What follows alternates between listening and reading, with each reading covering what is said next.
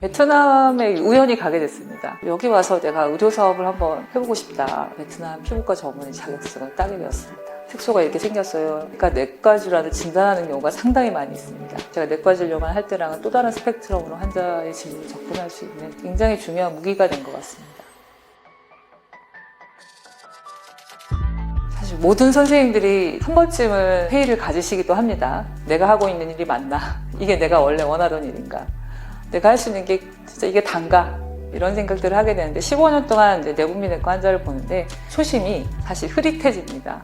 가장 뭐 때문에 흐릿해지냐면 환자분한테 집중할 수 있는 시간이 10분이 절대 넘지 않습니다. 한 분한테 집중할 수 있는 시간이. 한국 의료가 지금 다들 그런 양상이고요. 건강보험도 정말 좋은 제도고 전 세계 자랑할 만한 제도긴 한데 보완은 필요합니다.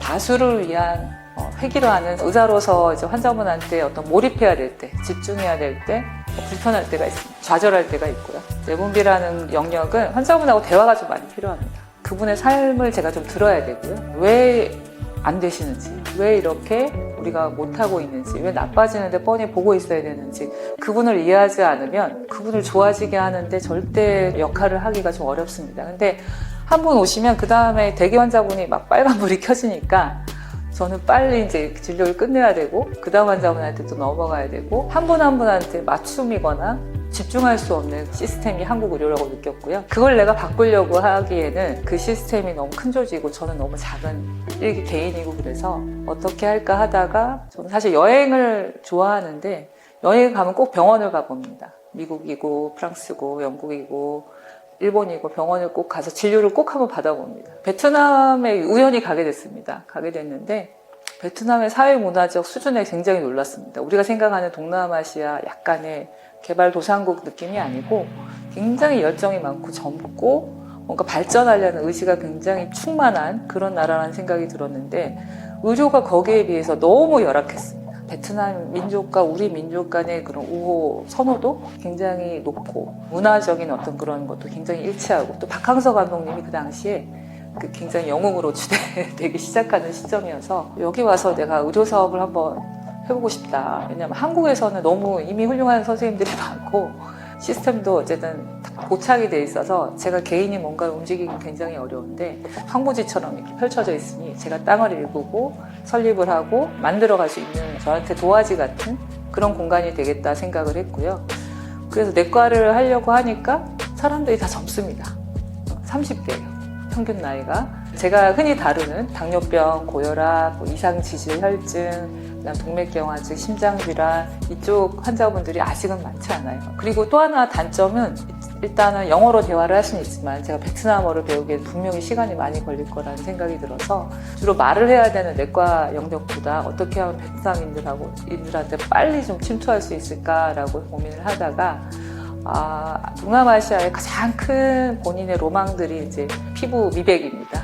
말이 필요 없고 눈빛으로 또는 치료로 응답할 수 있는 피부 쪽을 제가 좀 연구를 더 많이 해서 그 베트남 깊숙이 좀 들어가야 되겠다 생각을 했고요. 한국에 있는 훌륭한 피부과에서 수년간 수련을 받고 진출만 준비를 한 거죠.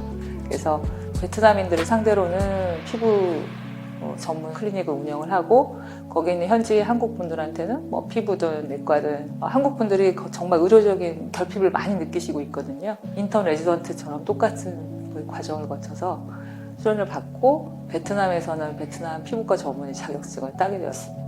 수도 없이 많은데요. 피부를 밖에서 투영되는 모습만 바로 기계를 들이셔서 치료하는 게 아니고 환자분이 왜 이런 상태가 됐는지 내부에 문제는 없는지 피부를 치료할 때도 많은 약을 쓰게 됩니다. 내과 의사니까 약을 쓰는 데 있어서는 몇십 년의 경력이 있잖아요. 저는 내과적으로 분석해서 어프로치 할 수 있고요.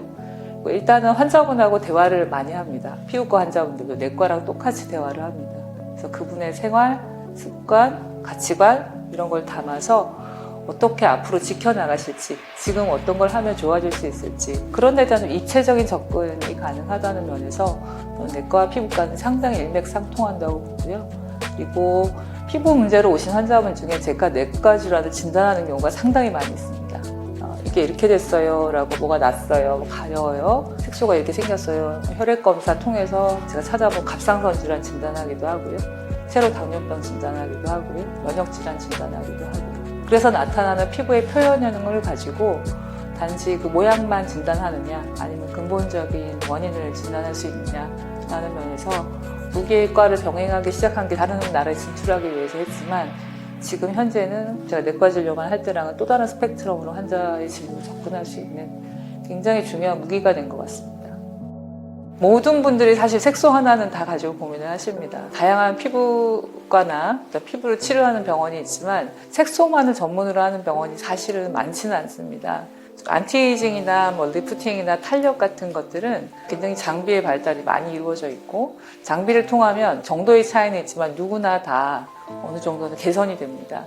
하지만 색소는 사실은 어렸을 때부터 받은 자외선, 생활습관 이런 것들이 병합이 돼서 오랜 시간 가지고 온 피부의 고질적인 만성질환입니다. 그 해결 방법조차 다양한 장비와 다양한 기술이 있지만 딱히 어떤 정해진 공식이나 치료법이 정해져 있지 않습니다. 많은 의사들이 많은 이론을 가지고 있지만 항상 좋은 결과가 있지 않습니다. 저는 그냥 이렇게 표현합니다. 리프팅 쪽이 조금 암기 과목이라면 색소는 좀 수학이다라고 고민을 하고요. 수학적으로 왜 그랬는지, 왜 생겼는지, 어떤 것에 생겼는지, 앞으로 어떻게 될 것인지, 병합된 문제가 무엇인지, 색소가 어느 층에서 생겼는지를 근본적으로 접근하지 않으면 정말 풀기가 어려운 숙제입니다. 그래서 색소를 하는 병원이, 치료를 하는 병원이 많지는 않습니다. 저는 특수하게 동남아시아 진출하려고 색소 질환 전문으로 열심히 공부를 하고 연구를 한 결과 전문성과 거기에 대한 확신을 가지고 치료에 임하고 있습니다. 노화의 한 가지 원인을 꼽자면 무엇일까요? 하루에 아침, 정오, 오후, 밤이 있잖아요. 그 시간대가 가지는 빛의 밝기나 시간대가 내 에너지가 다르잖아요. 태양이 어떤 고도로 어느 위치에 있느냐가 좌지우지하는 것처럼 우리가 5세, 10세, 20세, 30세, 70세, 80세를 결정하는 건 호르몬입니다. 그 나이에 분비되는 호르몬에 의해서 신경 전달이나 면역이나 세포 재생이나 이런 병적 질병의 과정들이 결정이 되는 거고요. 그 호르몬에 의해서 여러 가지 면역 체계, 신경 전달 체계가 변하고 가장 외부에 있기 때문에 몸 안에서 일어나는 어떤 변화들을 우리한테 가장 잘 보여주는 장기이기도 합니다. 그래서 피부를 접근할 때 내부에 어떤 문제가 있어서 외부로 이렇게 문제가 표출이 되는지에 대한 고민이 선행되어야 피부를 잘 치료할 수 있다고 생각합니다. 우리가 차가 굴러가다가 문제가 생기고 속도가 안 나고 브레이킹이 잘 안 될 때 1차적으로 하는 거는 바퀴를 본다든지 엔진 오일을 갈아본다든지 하는 거지만 사실은 조금 더 심각한 문제가 있는지 엔진에 문제가 있는지 속을 들여다봐야 되는 거랑 저는 같다고 생각을 하고요. 환자분이 피부 문제로 오셨을 때 환자분의 어떤 생활 습관 그리고 어떤 드시는 약 그리고 피부를 다루거나 아니면 자신의 신체의 리듬을 가져가기 위한 하루의 어떤 일과 이런 것까지 저는 면밀히 검토를 하고요. 특히나 요즘에 굉장히 많은 약제들을 복용하고 계세요. 질병이 있어서 복용하시기도 하고 또는 건강보조 기능식품으로 섭취를 하시기도 하시는데 그것들이 일정한 통제나 규칙이나 이론에 의해서 선택하시는 게 아니라 본인이 임의로 유튜브나 온라인을 통해서 오류가 있는 지식들조차 자신의 걸로 흡수해서 이렇게 실행을 하시는 경우가 많습니다. 저는 그런 것들을 통합적으로 해석을 해서 어떤 문제가 지금 현재의 건강의 문제를 오류하고 그 건강의 표출로서 피부에 문제가 나타나는지를 해석합니다. 그런 면들이 내과 의사와 피부과 의사로서 할 수 있는 굉장히 시너지를 낼 수 있는 접점이라고 생각을 합니다. 의사 생활 한 지 25년 됐거든요. 저보다 엄청 새까맣게 어린 후배인데 이렇게 저한테 대하는 걸 보고 와, 이 친구 봐라 참 대단한데 오늘 왜 이렇게 질문이 다 어렵죠? 의학 박사 한성민입니다. 건강과 아름다움에 대한 다양한 지식과 정확한 정보를 드리기 위해 유튜브를 통해서 만나 뵙겠습니다.